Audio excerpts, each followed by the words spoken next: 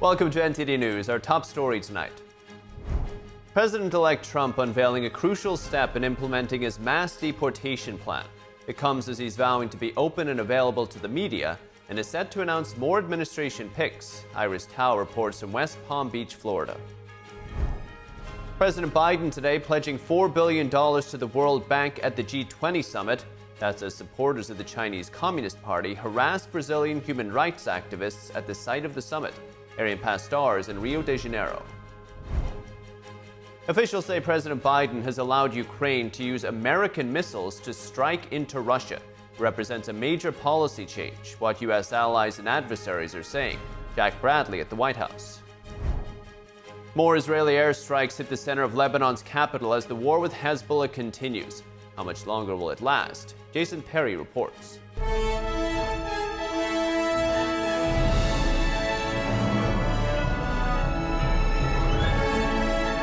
This is NTD Evening News. Live from our global headquarters in New York City, here's Tiffany Meyer. Good evening. Thanks for joining us tonight. I'm Paul Grady, sitting in for Tiffany Meyer. President-elect Trump is planning to declare a national emergency to implement his mass deportation program. He's also set to announce more picks for key positions.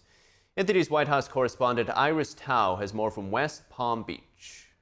And President-elect Trump is in Palm Beach this week as he continues to build out his cabinet. Among the key positions he's yet to fill are Secretaries of Education and Treasury. Meanwhile, on Monday, Trump revealed more details on how he's going to carry out the plan for mass deportation of illegal immigrants. In a social media post, he confirmed that he would declare a national emergency to unlock military resources. In his first term, Trump also declared a national emergency on the border to use Pentagon funds for his border wall, prompting some lawsuits. His plan this time comes after he picked former ICE Director Tom Homan to be his border czar. You better start packing now. In another development, Trump told Fox News Digital on Monday that he feels he has an obligation to be open and available to the press, adding that he's not looking for retribution toward those who treated him unfairly. It comes after two MSNBC hosts say they met with Trump and Mar-a-Lago. What we did agree on was to restart communications. As Trump says to announce more picks this week, he made several announcements over the weekend, including tapping Brendan Carr to lead the Federal Communications Commission. Carr, a Trump ally in the FCC, is a staunch big tech and China critic and has vowed to push back on censorship. Trump calls Carr a warrior of free speech, signaling a shift in FCC priorities. Reporting from West Palm Beach, Iris Tao, NTD News. And testimony resumed today in the trial of the man accused of killing Georgia nursing student Laken Riley. The case became a flashpoint in the national debate over immigration during this year's presidential campaign. The trial began Friday with testimony from Riley's roommates and law enforcement officers. While speaking to him, I noticed on his right arm, his bicep, there was a scratch, which I identified as a potential defensive wound. On his left arm, he had a forearm scratch that was very similar, which in my mind looked like fingernail scratches to me. Federal authorities said Jose Ibarra illegally entered the U.S. in 2022. He was allowed to stay in the country while he pursued his immigration case. Riley's parents, roommates, and other friends and family packed the courtroom on Friday and again today. And today, the Group of 20 summit kicked off from Brazil. It's the last gathering President Biden is set to attend as the world prepares for Trump's return to the White House. NTD's international correspondent Arian Pastars in Rio de Janeiro. President Biden on Monday, meeting with Canadian Prime Minister Justin Trudeau and with Mexican President Claudia Sheinbaum on the sidelines of the G20 summit. Now, Biden and Sheinbaum talked about the importance of working on immigration, security, and transnational crime. Topics that President-elect Trump will soon have to handle again, possibly by working with Mexico. And Biden also addressed the entire Group of 20 during his opening remarks on Monday morning. This is my last G20 summit. We did progress together, but I urge you to keep going. I'm sure you will, regardless of my urging or not. The first day of the G20 summit focused mostly on global hunger and poverty. President Biden announcing the largest ever contribution to the World Bank. On Friday, we announced the United States is pledging $4 billion over the next 3 years to the World Bank's International Development Association. The $4 billion pledge exceeds the last US contribution made in 2021 by $500 million. The G20 held its first session on Monday morning, which included the launch of the Global Alliance Against Hunger and Poverty. The main topics this week are expected to be trade, climate change, and international security, such as ongoing conflicts in Ukraine and the Middle East. This comes just 2 weeks after former President Trump's decisive election victory. He's expected to implement policy changes in all three areas discussed at the G20. That's partly why some of the heads of state at the summit are reportedly focusing more on the transition to Trump rather than the outgoing administration. Chinese leader Xi Jinping is also in Rio this week. Practitioners of the spiritual belief Falun Gong held up banners in front of the G20 entrance on Sunday night. They gathered to raise awareness about the Chinese Communist Party's persecution of Falun Gong in China. But supporters of the Chinese Communist Party, or CCP, blocked their banners. The Brazilian Falun Gong practitioners say the CCP supporters told them to take down the banners, infringing on their freedom of speech rights. They also say the CCP supporters later followed them to the Uber and took a picture of the license plate. Now, the CCP has a history of harassing human rights activists at global events.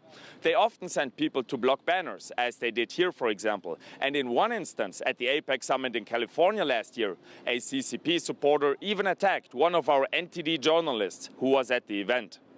Reporting in Brazil, Arian Pastar, NTD News. We turn now to the latest in the war in Ukraine. President Biden is now reportedly allowing Ukraine to use American long-range missiles to strike into Russia. NTD's Washington correspondent Jack Bradley has more from the White House. President Biden allowing Ukraine to strike targets within Russia using American weapons represents a major policy change from previous months. Now, Ukraine is only allowed to strike within the Kursk region, which is Ukraine-occupied territory that belongs to Russia. As far as the timing of this comes right after a weekend barrage of missiles and drone attacks on Ukraine by Russia, as well as thousands of North Korean troops going into the Kursk region. Officials say Biden has allowed Ukraine to use American missiles to strike into the Kursk region of Russia. The missiles have a range of nearly 200 miles. Ukraine is only allowed to use these missiles in the Kursk region. Ukrainian troops have taken this region of Russia after the war began. This is the area that North Korea has been sending over 10,000 soldiers to aid Russia. President Biden urging G20 leaders to support Ukraine. The United States strongly supports Ukraine's sovereignty and territorial integrity. Everyone around this table, in my view, should as well. Russian officials have condemned the decision, saying it risks an escalation in the war, and this would mean that the U.S. was directly involved in the conflict. The Hungarian foreign minister echoing the sentiment. It is an incredibly dangerous decision to allow the usage of weapons provided to Ukraine by NATO member states against areas deep inside Russia. This clearly would bring the real threat of World War III very close. Ukraine President Volodymyr Zelensky saying actions speak louder than words. Today, much is being said in the media about us receiving permission for the relevant actions. But strikes are not made with words. Such things are not announced. The missiles will speak for themselves. News of Biden's decision comes one day after Russia launched one of its largest attacks on Ukraine since the start of the war. Russia has deployed about 50,000 troops to the Kursk region. Allies hope Ukraine can hold on to this area to be used as a bargaining chip during potential peace talks. President-elect Donald Trump, who takes office in about 2 months, says he vows to end the war quickly.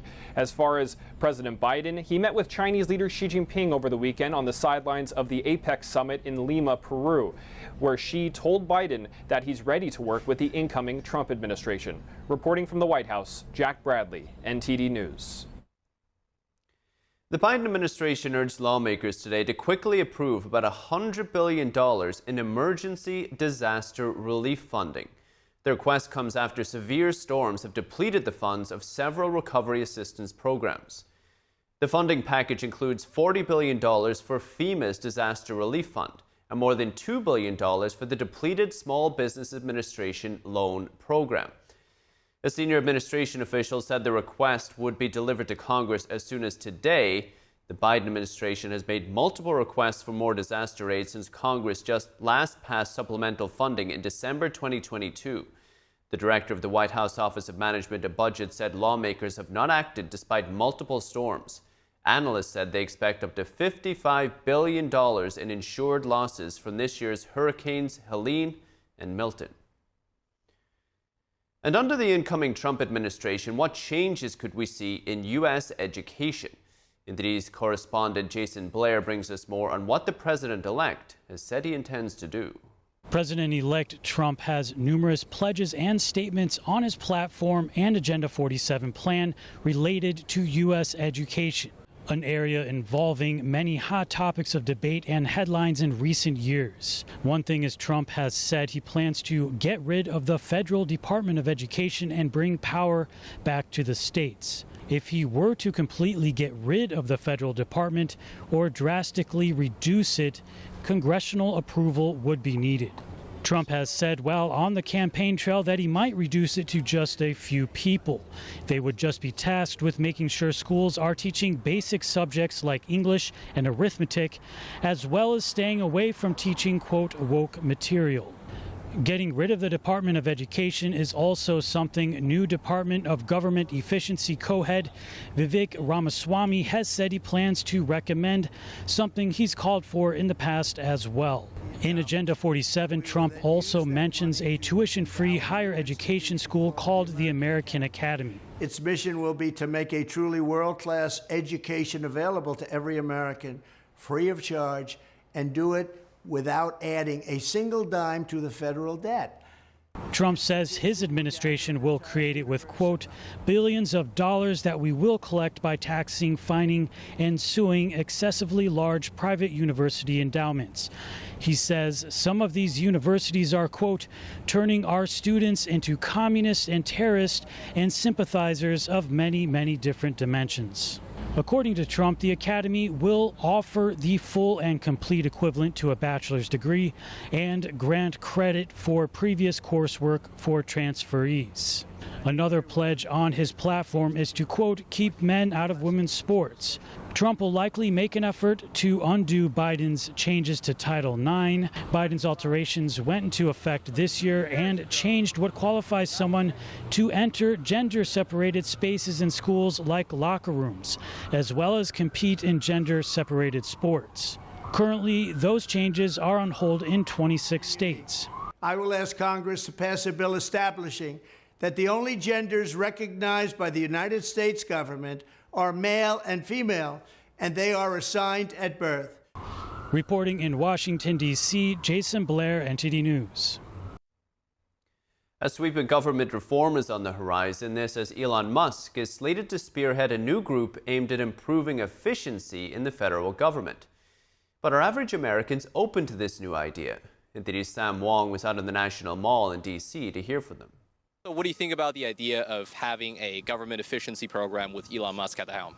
So I don't really think it's a good idea to have somebody who's really a wealthy person who could influence decisions that could help his own back pocket. The idea is great. As to how it comes out, I'm just hoping for the best. The efficiency department is not a bad idea. Him as at the helm is a little concerning. Honestly, my opinion right now, the last 4 years or so, you have the U.S. in a $1 trillion deficit. I think that'll be cleared up. Interestingly, on the one hand, I have a lot of respect for Elon Musk and his ability to make a company efficient. Whether that will happen with the government or not seems fairly uncertain. You know, efficiency isn't necessarily a good thing. I think effectiveness is better. Great idea. It definitely needs efficiency. Even if he does a small percentage, it'll save us a lot. Anytime you have a governmental agency, it tends to be inefficient. Love the concept. I just don't know how he's going to do it. Do you have any expectation? I have an expectation they're going to try. Probably going to try and get some departments actually completely taken out. Are you open to the idea of having this department in place? Yes, I am. Sure, I'm going to pay attention, see what happens. So I'm curious to see what it will do. Well, I mean, I can see what happens, but as long as it doesn't go in the wrong direction, but I'm somewhat suspect. So with all of these different departments and all of these regulations in place, are you concerned about the current size of our government? Absolutely. There's so many rules that every person in the United States commits at least 3 felonies a day unknowingly. There is a lot of fluff in a lot of areas. It could be toned down. I think sizing it down might help with the cost of everything. Well, there's always probably room for trimming at all times. We have this here efficiency program. You overdo it, and it looks good for the short term, but then a few years later, it's like we need to hire all these people back. The United States is a big corporation, so we have a lot of different entities. As long as they get the right attention and the right people in the right place, that's important. And Israeli forces launched more airstrikes in the center of Lebanon's capital as its war against Hezbollah continues. But how much longer will it go on? One Israeli official has weighed in. NTD's Jason Perry has the latest. On Monday, residents in central Beirut stood in the aftermath of more Israeli airstrikes inside their capital city as the war between Israel and Hezbollah rages on. The Lebanese health ministry said 5 people were killed by an airstrike in central Beirut on Monday. One resident said his 7-year-old daughter screamed to him for help after an explosion. Because of the smoke, they could not breathe from above. I don't know how I went up. The gate that I was opening was on fire. It was burning. I don't know how I opened it. I went up and took them from among the rubble. Thank God it went well. Meanwhile, Israel's Prime Minister Benjamin Netanyahu confirmed some details of Israel's recent attack on Iran. It's not a secret. It was published. There's a specific component in Iran's nuclear program that was hit in this attack. Israel also recently confirmed that Netanyahu gave the approval for the incident that caused thousands of pagers known to be used by Hezbollah terrorists to explode throughout Lebanon. Iran's supreme leader met with Iran's ambassador in Lebanon, whose eyes were apparently injured from an exploding pager. And Iran recently said they support Lebanon's efforts for a ceasefire to the war. Israel's government spokesperson David Mincer said this on Monday about a ceasefire. We'll be very straight with you. The military campaign will continue until the immediate threat from Lebanon is removed. And our people, Israelis living in their own sovereign territory, in their own homes, can safely return to their homes. However, a top Lebanese official told Reuters on Monday that Lebanon and Hezbollah have agreed to a U.S. proposal for a ceasefire with Israel while adding some comments on the content. Meanwhile, Israeli troops on the ground in Lebanon continue to try to remove the threat from Hezbollah, releasing this video on Monday. Those are mortar launchers, which are directed at the exact angle towards Israeli civilians. Some of them have rockets in them. If they were to be fired today, you would have civilians being injured and dying in between 2 to 4 minutes, just like that.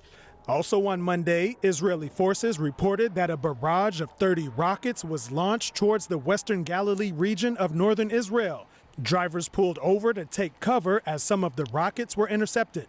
Hezbollah strikes have killed 43 civilians in northern Israel and the Israeli-occupied Golan Heights since the war began, following the October 7th massacre in 2023. Jason Perry, NTD News. Welcome back. A powerful winter storm is set to hit the U.S. this week as millions of people prepare to travel ahead of Thanksgiving. NTD's David Lamb reports. With Thanksgiving coming up next week, Americans are already feeling the seasonal cold. This week, a strong winter storm is set to bring snow, cold temperatures, wind, and rain. The National Weather Service says heavy rainfall, thunderstorms, and gusty winds are expected across the Central Plains into the mid-Missouri Valley. Widespread precipitation and heavy mountain snow will continue across the Northwest. In the Southern Plains, there are already several severe thunderstorm and tornado warnings in parts of Texas and Oklahoma. On Wednesday, cities such as Minneapolis and Milwaukee would be on snow shower alert. Parts of Louisiana and Texas were under a tornado watch set to end tonight. A powerful bomb cyclone is forecast to hit the West Coast from Washington State to California midweek. There could be flooding. David Lamb, NTD News. The city of Odessa, Texas is expanding a 1989 ordinance regarding the use of restrooms by members of the opposite sex. NTD's Christina Corona has more. In Odessa, Texas, the city council voted 5-1 to expand an ordinance on the use of restrooms in public buildings. The original ordinance allowed individuals to claim $10,000 in damages if they identified an individual using a restroom of the opposite sex. The vote extends the ordinance to private facilities. This allows civil penalties and trespassing charges for anyone using a restroom that does not match their sex. The American Civil Liberties Union, or ACLU, of Texas strongly opposed the move, arguing it infringes on the freedoms of transgender individuals and may violate Texas law. In an open letter, the ACLU criticized the lack of notice given to residents and business owners and warned of the increased risk of discrimination and what it called gender policing. Critics also raised concerns about the ordinance's lack of clarity and its potential impact on disabled individuals who may require restroom assistance from someone of a different sex. According to local police and reports from the Washington Blade, Odessa and other states with similar bans has never recorded any incidents involving harassment by transgender individuals in public restrooms. Christina Corona, NTD News. And Texas education officials are set to vote on a proposed elementary school curriculum that incorporates teachings about the Bible into reading and language arts lessons. This optional curriculum raises questions about the boundaries of religious instruction in public schools. The curriculum covering kindergarten through 5th grade would be voluntary, but districts would receive financial support to adopt it. If the Texas State Board of Education approves the curriculum, individual schools and districts would decide whether to implement it. Texas has already taken steps to integrate religion into public schools, being the first state to allow religious chaplains as school counselors. Now, the proposed curriculum has sparked controversy, with some parents, teachers, even Christians, raising concerns it could mix education with religious promotion. Supporters, including Governor Greg Abbott, argue that the Bible is essential to understanding American history and that a well-rounded education should include knowledge of Bible stories and their historical context. And Spirit Airlines is filing for bankruptcy. Though travelers can still book flights as usual, the small airline hasn't made a profit in the past 5 years. Here's the story. Spirit Airlines files for bankruptcy after suffering constant net losses since 2019. Spirit expects to be dropped from the New York Stock Exchange and is struggling to renegotiate over $1 billion in debt payments. The airline says it has up to 50,000 creditors. The plan that they're proposing is to convert their bonds to equity. The current equity holders are going to get nothing. The new equity holders would be these converted bond holders. There's going to be a big legal fight over that because ostensibly the bondholders would turn around and then sell the company. Aerospace expert David Naletti says the underlying issue is the business model. Spirit Airlines originally found success by offering rock-bottom prices. Its planes even had Home of the Bear fare painted on the engines. The mainline carriers, Delta, American, United, they've all figured out how to compete with Spirit and other low-cost carriers on their routes. Most of the flying public are going to pick American over Spirit, price being equal. Noletti says Spirit may have to change dramatically to continue operating. He says its ticket prices are low, but its expenses are not. During the COVID lockdowns, Spirit lost billions. While bigger airlines recovered, Spirit continues to struggle. And welcome back. If you're just joining us now, here are some of today's top headlines. President-elect Donald Trump confirmed that he plans to declare a national emergency and use military resources for his mass deportation plan. Over the weekend, he nominated Chris Wright for Energy Secretary and Brendan Carr to lead the Federal Communications Commission. A top Lebanese official told Reuters that Lebanon and Hezbollah have agreed to a U.S. proposal for a ceasefire with Israel, while adding some comments on the content. Some say this is the most serious effort yet to end the fighting, but so far there's been no immediate comment from Israel. Russia is sending out a warning to Biden. That's after he decided to allow Ukraine to strike targets inside Russia with U.S.-supplied longer-range missiles. Moscow says it would escalate the war. Ukrainian President Volodymyr Zelensky responding, quote, "The missiles will speak for themselves."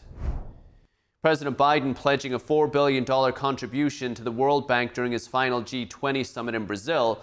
Global hunger and poverty were among the main issues G20 members discussed on the first day of the summit. And also at the G20 summit, the Chinese regime announcing new steps to expand its influence and agenda across the global south. Joining us now to discuss the latest dynamics in the West's relations with the Chinese regime is Casey Fleming. Fleming is the CEO of Black Ops Partners Corporation, a national security expert. Casey, great to see you. It's been too long. Yeah, thanks for having me. Casey, Biden and Xi, I'm sure you know, met at the APEC summit ahead of the G20. I want to read you a quote from the joint statement. So Xi Jinping said to Biden, "In an age of flourishing sci-tech revolution, neither decoupling nor supply chain disruption is a solution." Is this a message to the incoming Trump administration, and how is the CCP reacting to the election outcome? It is a message to the incoming Trump administration, and it's also a form of bullying. They do not want, Xi and the Chinese Communist Party do not want their income or revenue stream from the United States to be disrupted. It's funding their war machine. It's funding the unrestricted warfare strategy against the U.S. and the free world. What are they most afraid of? They're most afraid of losing their edge on, building their war machine against the United States, continuing to steal technology from our companies, from our military, and so on. So they want this. They want to keep any kind of lead that they possibly can, which includes the soft power around the world. And this whole thing, the global south, and where Biden is and Xi is this week. What do you see the main differences coming with the Trump administration with regards to China? What do you think is going to come first? I think Trump will also continue along his harder line with tariffs to let them know that you can't just sell cheap goods into the United States unfettered and put U.S. companies out of business or reduce profits to U.S. companies. But also every American needs to understand when you're buying products from China, you are funding the Chinese Communist Party, who has said that they are sworn enemies of the United States and the free world. Is there any indication that the CCP anticipated Trump winning this election? And have you seen them perhaps either through the rhetoric or actions made any preparations for him coming in? From our intelligence, we believe, and what we saw was the Chinese Communist Party was kind of hoping and praying that the other team would win. So this wasn't really a total shock, but it was a shock to the Xi's regime, because again, it's going to limit trade. It's going to have much more hawkish people in the cabinet and the administration that understand China's true intentions of defeating the United States and the free world and completely replacing the United States and the free world. Casey, I want to read you another quote from this joint statement. Biden said to Xi Jinping, "On counter narcotics, we resume cooperation with China, and overdose deaths are coming down for the first time in 5 years." Can you explain this cooperation and what it says about China's role in this fentanyl crisis in the United States? There is no cooperation. It is 100% lip service on both sides. I would actually if it were me, I would tell Xi Jinping, any more fentanyl, you got 30 days to shut it off. Any more than that, we're going to start cutting off sales revenue into the United States. Honestly, it's the whole fentanyl thing is drug warfare, which is part of unrestricted warfare, to kill Americans, to take us off of our feet, destroy families, and destroy our will to fight. It's part of a much bigger plan and strategy called unrestricted warfare. Can you explain China's role in this? China's role in unrestricted warfare and in drug warfare. Yeah, particularly again, in the drug it's to warfare. weaken families, yes. Weaken the U.S. Go ahead. Yeah. But on the fentanyl thing. Mm-hmm. Yeah, their role is the illicit fentanyl capital of the world is Wuhan, China. So they make the actual fentanyl there, and they also provide precursor chemicals to the Mexican drug cartels. They ship these into the western port of Mexico called Michoacan, southwestern port. And then there they use the fantastic distribution networks of the Mexican drug cartels. They also work with the Mexican drug cartels to do money laundering in support of the Mexican drug cartels and the CCP through the fentanyl piece of it as well. So make no mistake, this is war. It's drug war, and it's meant to completely destabilize the United States, along with about 100 other different methods of unrestricted warfare.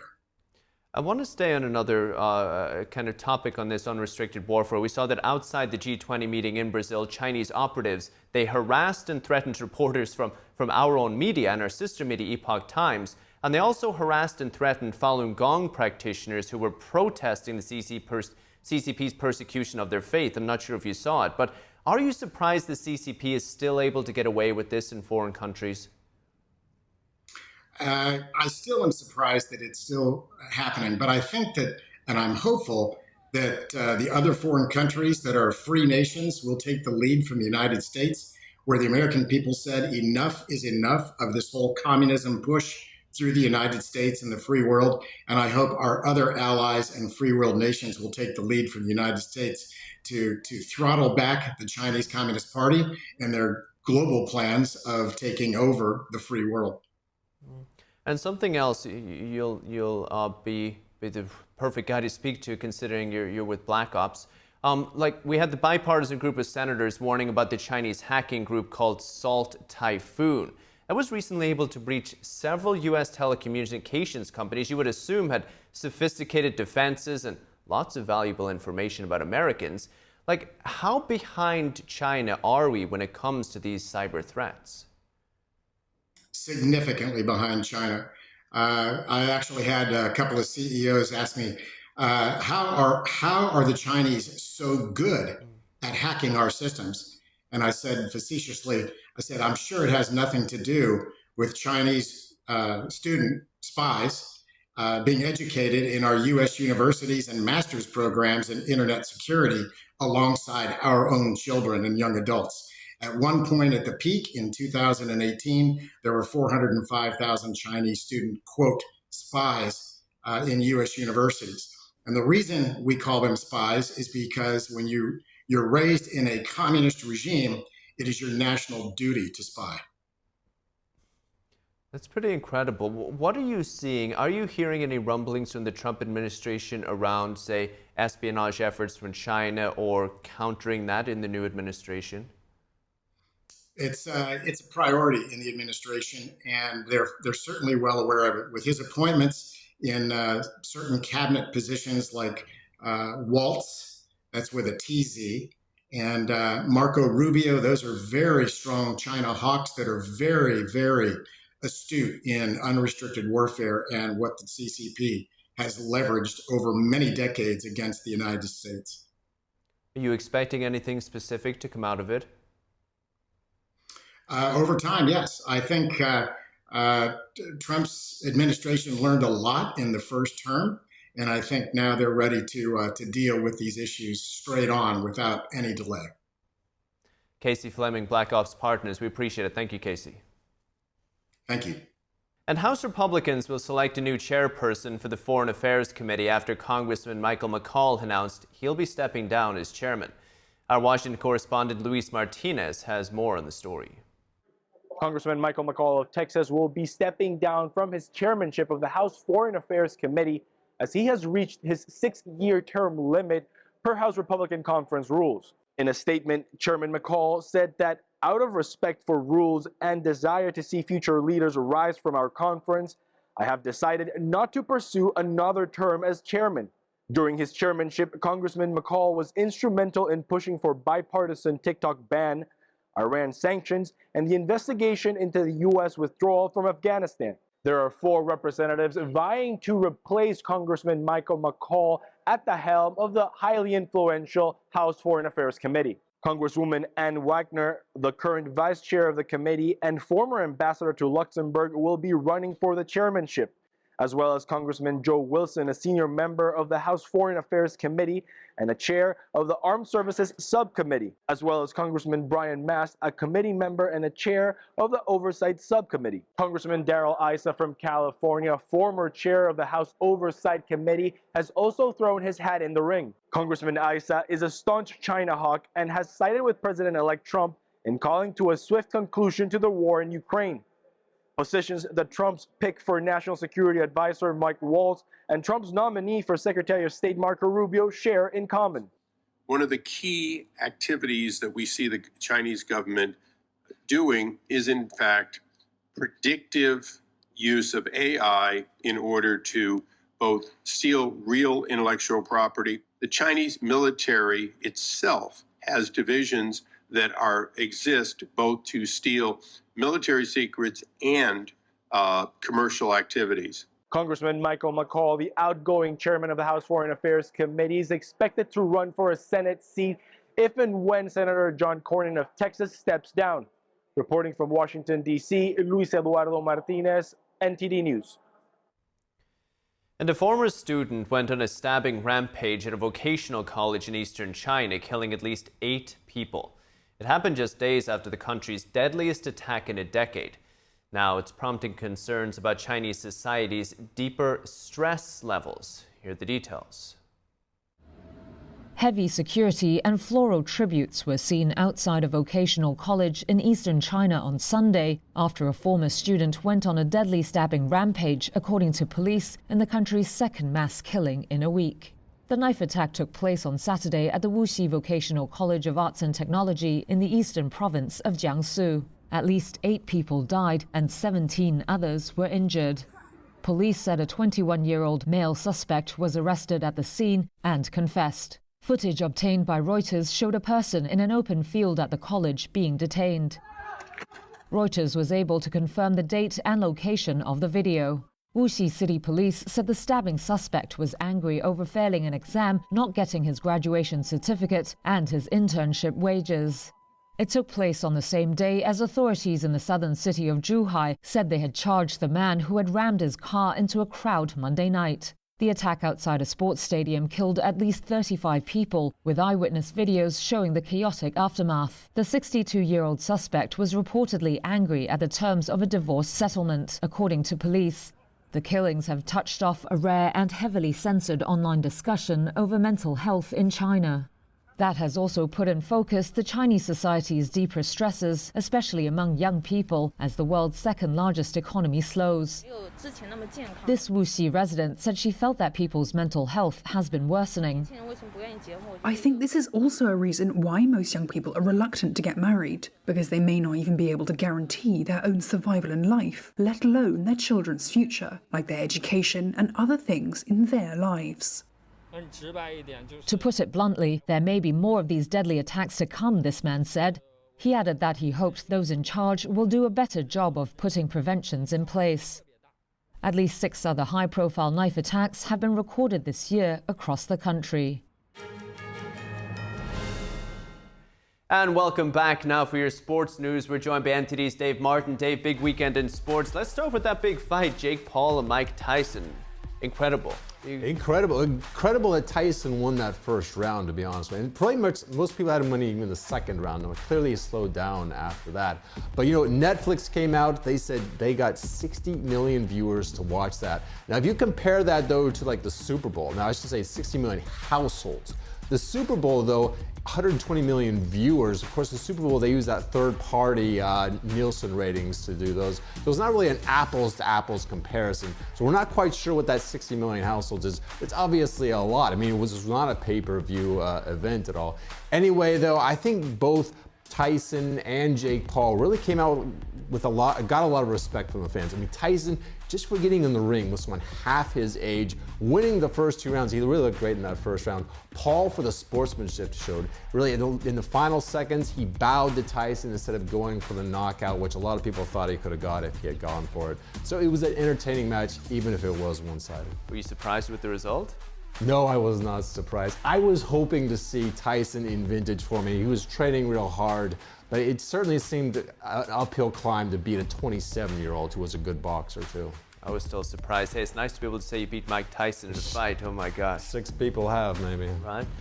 Inside the NBA will now be on ABC and ESPN. How did this change come about? Yeah, this is part of a settlement agreement between the NBA and Warner Brothers Discovery. Now, I can tell you NBA fans are surely rejoicing over this. This show has won 21 Sports Emmy Awards. You've got Ernie Johnson hosting with 3 former NBA greats. It's really kind of a funny show. But the settlement, like I said, from Warner Brothers Discovery, which has aired NBA games really since 1980s, they lost out in this latest round of bidding. You could say they were outbid, but they had a 5-day window as part of their contract to match anyone's offer. They chose to match Amazon's, but the NBA said it wasn't a true match. Warner Brothers took them to court.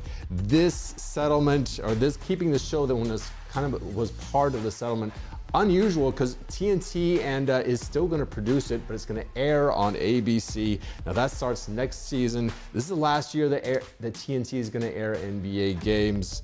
So a bit of a change for the league, but they got billions from Amazon, NBC, and ABC, so they're okay going forward.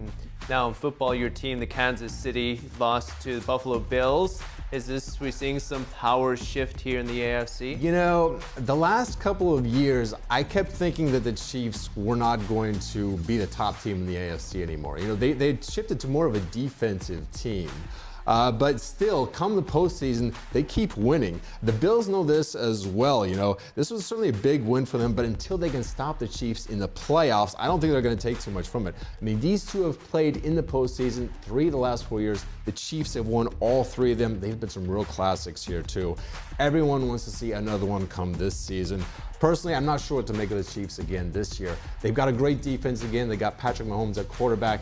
They have so many injuries to their playmakers. It's going to be very interesting. They're going to have to dig deep if they're going to win this time around. And now in college football, BYU lost to Kansas. Is this going to affect the upcoming playoffs at all? You know, it affects who gets those critical 4 first-round buys. You know, 5 of the 12 playoff spots go to the 5 highest-ranked conference champions. BYU is in line right now to get the Big 12 spot.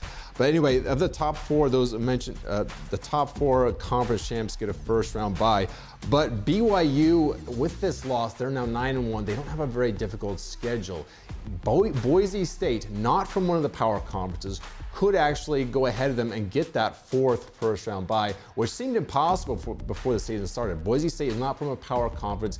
They have the same record as BYU, but their one loss is to number 1 ranked Oregon. It was by just 3 points. You look now at BYU, their one loss is to a Kansas team that has 6 losses. So on paper, it's not really looking good for BYU right now. So it's a little surprising that one of the power conferences, the Big 12, is not looking that powerful, but there's still a couple of weeks left to get this all decided.